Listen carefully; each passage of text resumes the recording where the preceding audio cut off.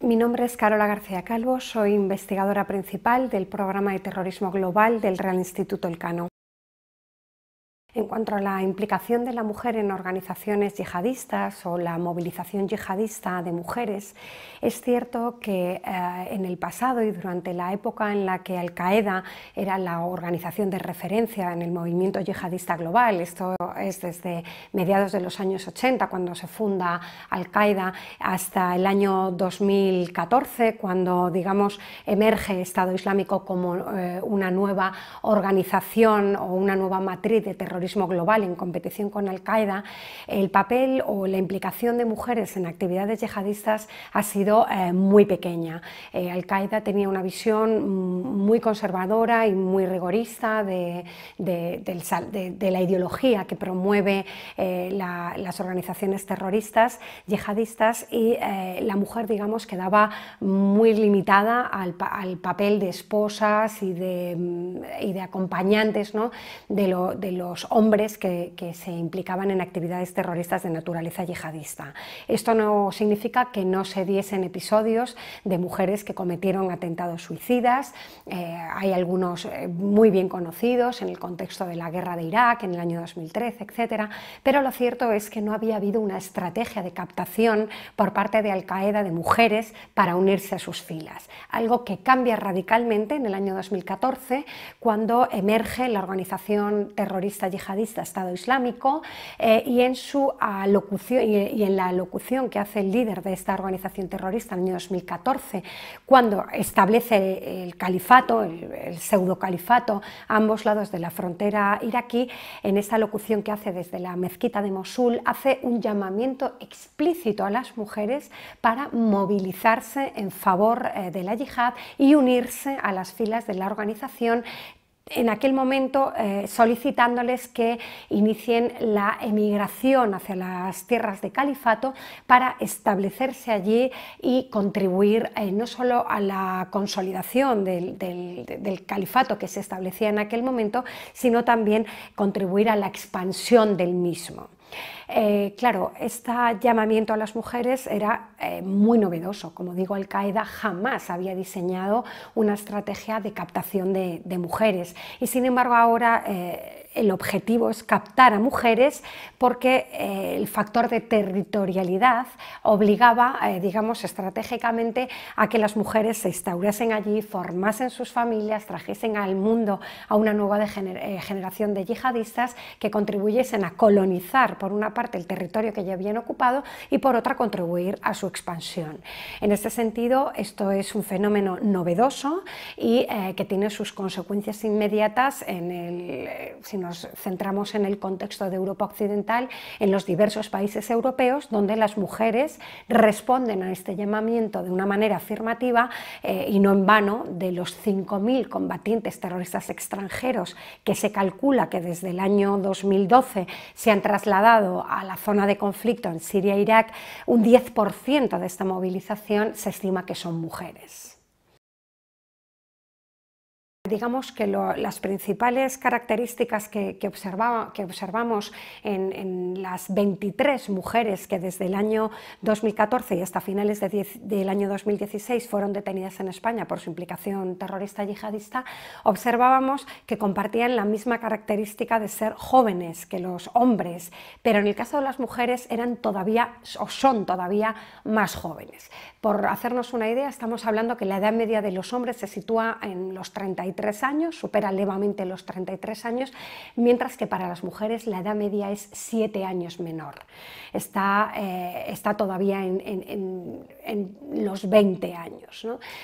digamos en la década de los 20. Y además hay un número todavía, digamos, no muy elevado, pero sí que nos llama la atención, de mujeres menores que culminaron sus procesos de radicalización violenta. Antes hacía ilusión a esta primera mujer detenida, que era precisamente una menor de 14 años, pero tenemos otros casos y esto nos llama la atención. Por tanto, una de las primeras características es que las mujeres son más jóvenes que los hombres, y esto también va en sintonía con estudios similares que se han realizado en otros países europeos de nuestro entorno, como alguno publicado para el caso de Reino Unido, y recuerdo también alguno que apuntaba en la misma dirección en el caso de Francia. Otra de las características sociodemográficas que nos llamaba la atención es el hecho de que las mujeres estuviesen solteras en mayor medida si lo comparamos con los hombres, que eran mayormente casados en el momento de su detención. Y esto desde luego lo explicamos por la estrategia de captación de la organización terrorista Estado Islámico, quien, como ya apuntaba anteriormente, se fija en las mujeres, en este rol que tienen de esposas y madres para traer al mundo la siguiente generación de yihadistas, es decir, necesitan a las mujeres para obtener o para ser no solo las educadoras y traer al mundo a los nuevos miembros, eventuales nuevos miembros de la organización que ayuden a consolidar y expandir el proyecto de Estado Islámico. En este sentido, como digo, la propaganda ha ido muy focalizada a mujeres muy jóvenes, sin cargas familiares, para que se trasladasen al califato y estableciesen allí su proyecto de vida. Si atendemos a otras variables como educación o ocupación, aquí la diversidad es la característica, y en esto no difieren de los hombres, donde también teníamos individuos sin formación y otros que por contra habían alcanzado estudios superiores. Lo que sí que es resaltable es que no tenemos ninguna mujer analfabeta en nuestro estudio, es decir, no tenemos ningún caso de mujer que careciese totalmente de formación de algún tipo. La mayoría de ellas habían alcanzado los estudios secundarios, y aquí hay que tener en cuenta que fueron detenidas muy jóvenes, por lo cual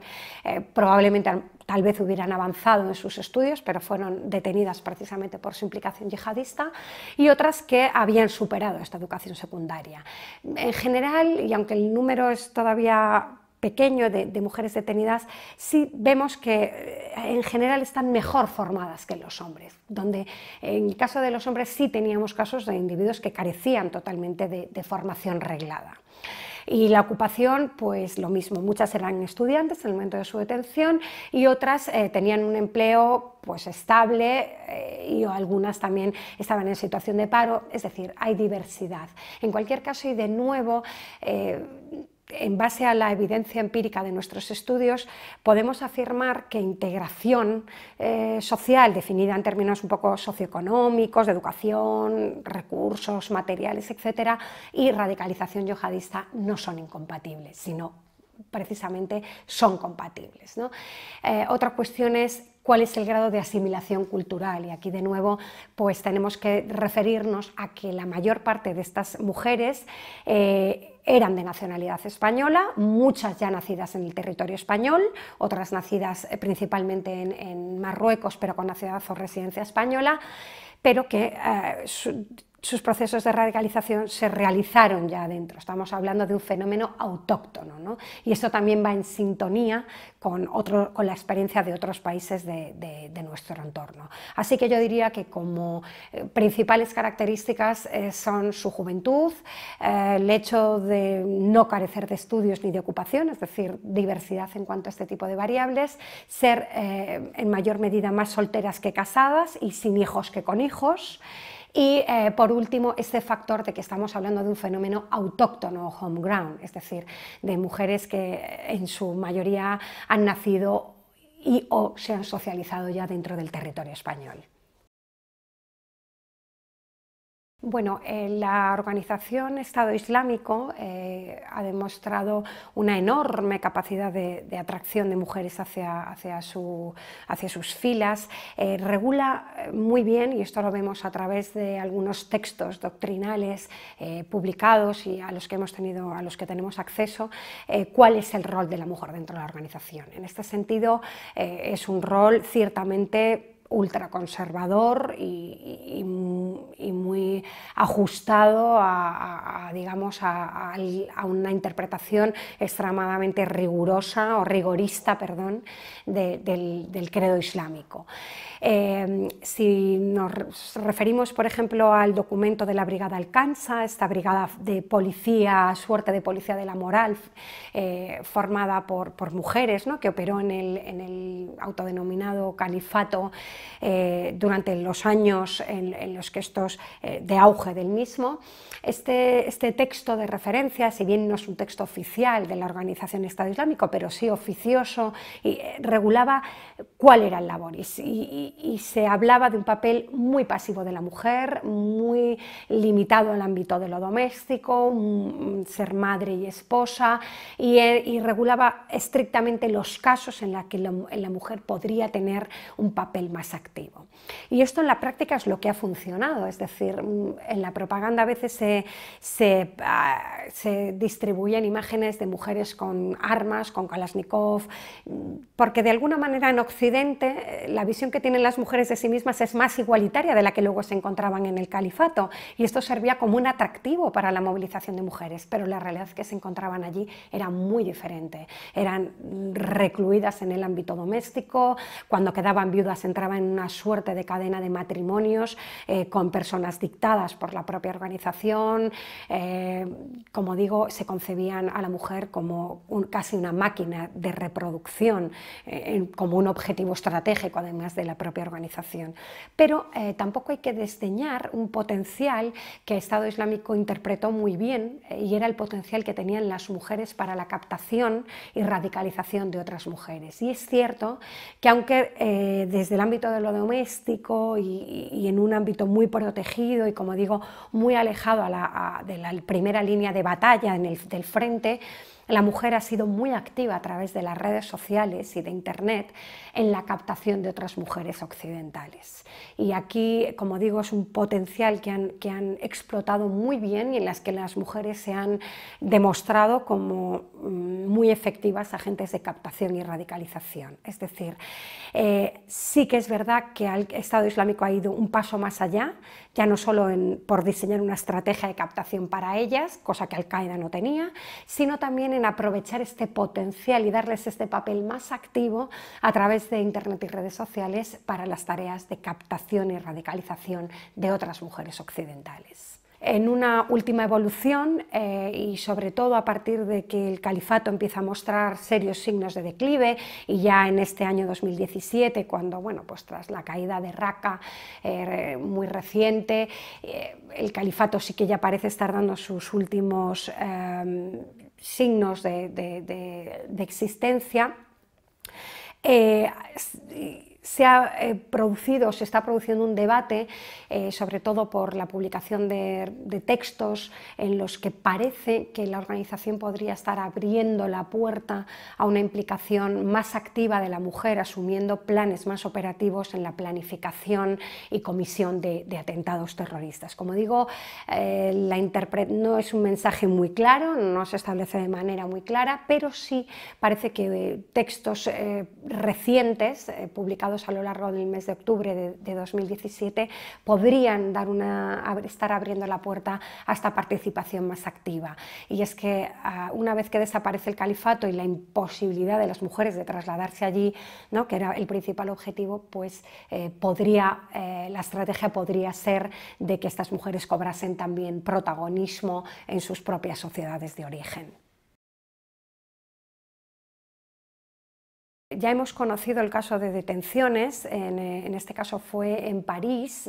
cuando se detuvo en el año 2016 a mujeres que supuestamente tenían planes bastante avanzados para la comisión de un atentado terrorista, y esto de alguna manera ya hizo saltar las alarmas sobre este eventual papel más activo de las mujeres en acciones operativas.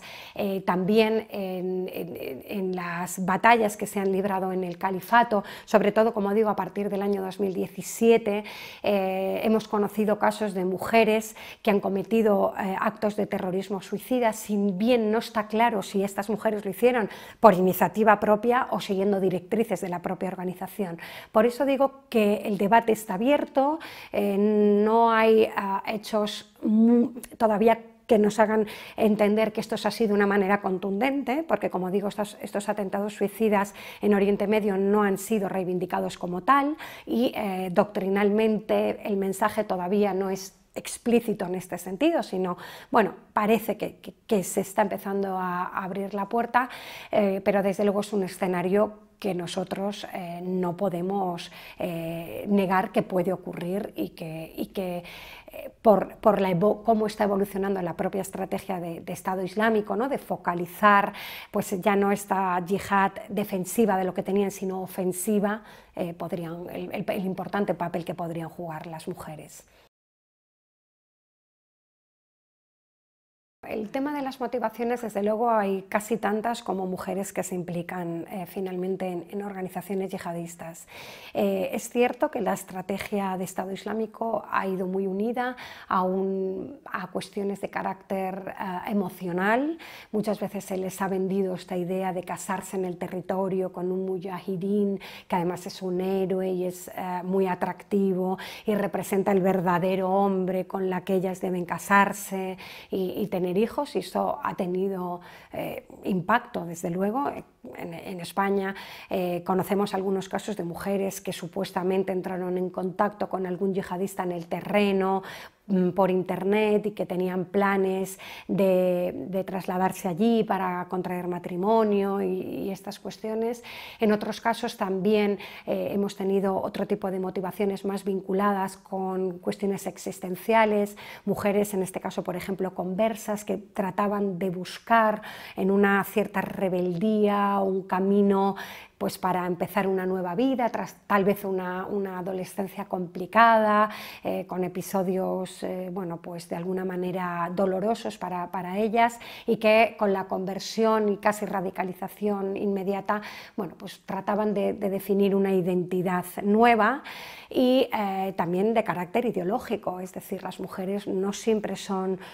solo víctimas, sino que algunas se han demostrado duras en su discurso y en la asunción y en la participación de la ideología que promueve la organización terrorista Estado Islámico, vinculada pues al corpus ideológico del salafismo yihadista. O sea que también tenemos que empezar yo creo que a desmontar ciertos clichés de las mujeres solo como víctimas, porque es cierto que en ocasiones y por su juventud han sido